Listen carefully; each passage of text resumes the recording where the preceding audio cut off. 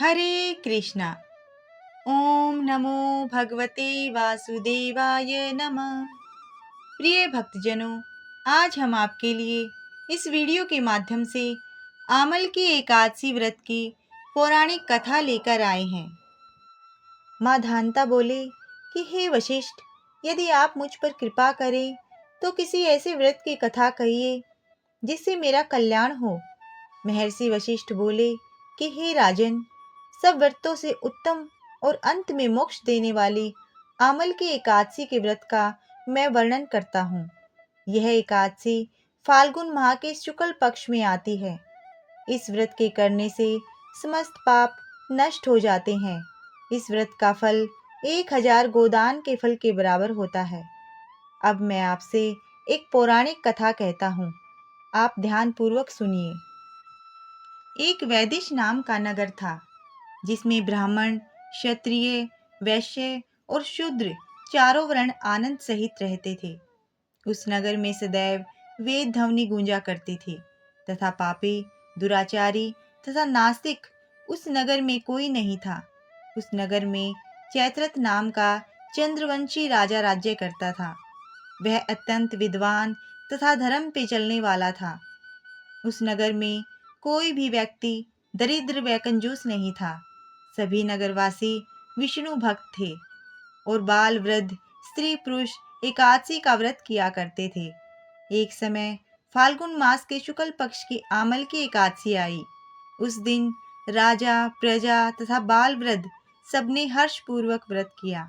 राजा अपनी प्रजा के साथ मंदिर में जाकर पूर्ण कुंभ स्थापित करके धूप, दीप, नैवेद्य, पंचरत्न आदि से धात्री यानी कि आंवले का पूजन करने लगे और इस प्रकार स्तुति करने लगे।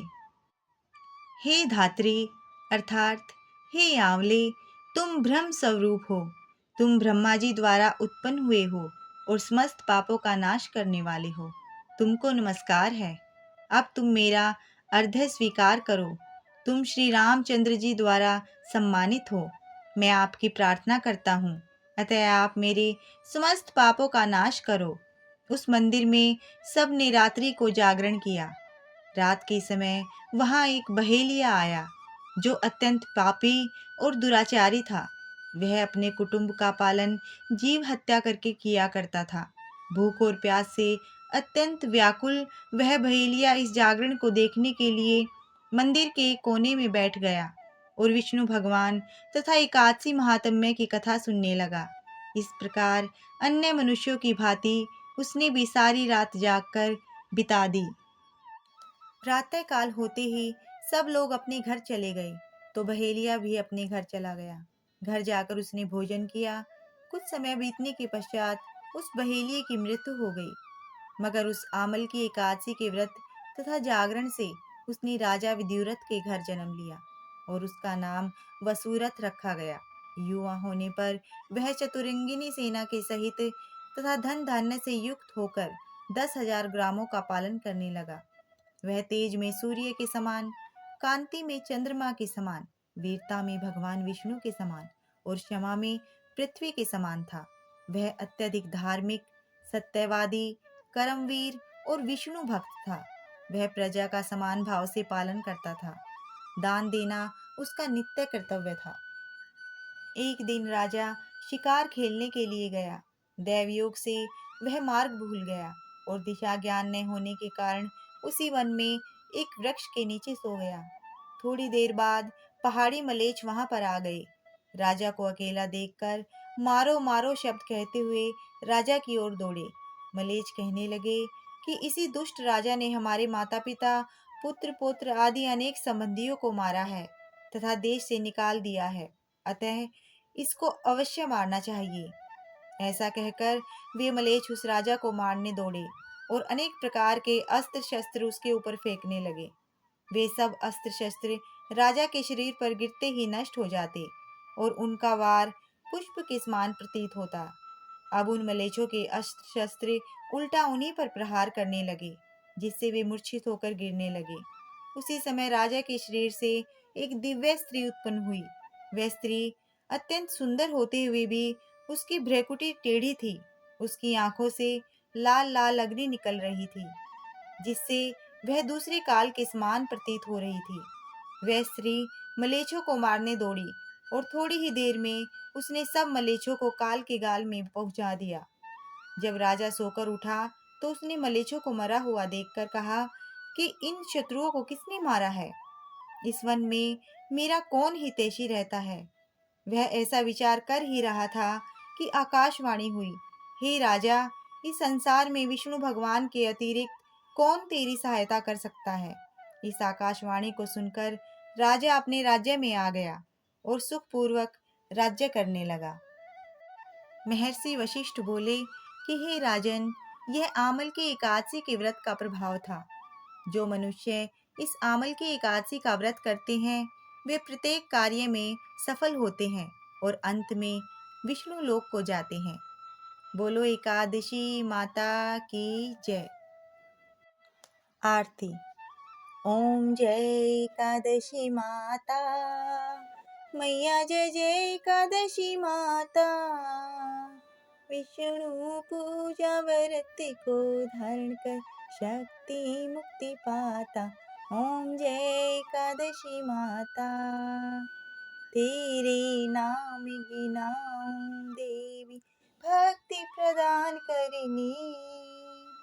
गणि गौरव की दीनी माता, शास्त्रों में वरनी। ओम जय एकादशी माता, मार्ग शीर्ष के कृष्ण पक्ष की उत्पन्ना, विषय तारिणी जन्मी। शुक्ल पक्ष में हुई मोक्षदा, मुक्तिदाता बन आई। ओम जय एकादशी माता, पोष की कृष्ण पक्ष की सफला नामक है। शुक्ल पक्ष में हुई पुत्रदा, आनंद अधिक रहे।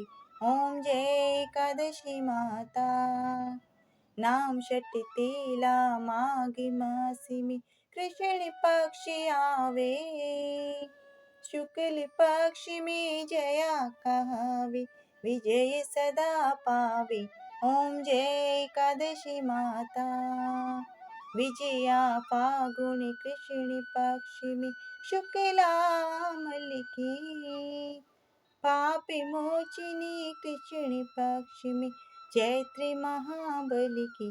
ओम जय एकादशी माता, चैत्र शुक्ल में नाम कामदा, धन देने वाली।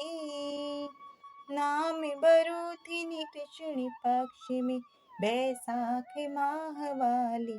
ओम जय एकादशी माता, शुक्ल पक्ष में होई मोहिनी, अपराजेष्ठ कृष्ण पक्षी। नाम निर्जला सब सुख करनी, शुक्ल पक्ष रखी। ओम जय एकादशी माता, योगिनी नाम आषाढ़ में जानो, कृष्ण पक्ष करनी। देव शयनी नाम कहायो, शुक्ल पक्ष धरनी। ओम जय एकादशी माता, कामिका श्रावण मास में आवे, कृष्ण पक्ष कहिए। श्रावण शुक्ला होए पवित्र, आनंद से रही। ओम जय एकादशी माता, अजा भाद्रपद कृष्ण पक्ष की प्रियवर्तनी शुक्ला। इंदिराश्विनी कृष्ण पक्ष में व्रत से भव सागर निकला। ओम जय एकादशी माता, पाप कुशा है शुक्ल पक्ष में ताप हरनिहारी। रमा मास कार्तिक में आवे, सुखदायक भारी। ओम जय एकादशी माता, देव तथा ने शुक्ल पक्ष की दुख नाशक मैया। पावन मास में करो विनती, पार करो नैया। ओम जय एकादशी माता, परमा कृष्ण पक्ष में होती जन मंगल करनी। शुक्ल मास में हुए पद्मिनी, दुख दारिद्र्य हरिणी। ओम जय एकादशी माता। जो कोई आरती एकादशी की भक्ति सहित गावे, जनि गुरु दीता स्वर्ग का वासा, निश्चय वह पावे। ओम जय एकादशी माता। बोलो एकादशी माता की जय। विष्णु भगवान की जय। यदि आपको कथा अच्छी लगी हो तो वीडियो को लाइक व शेयर करें, चैनल को सब्सक्राइब करें। हरे कृष्णा।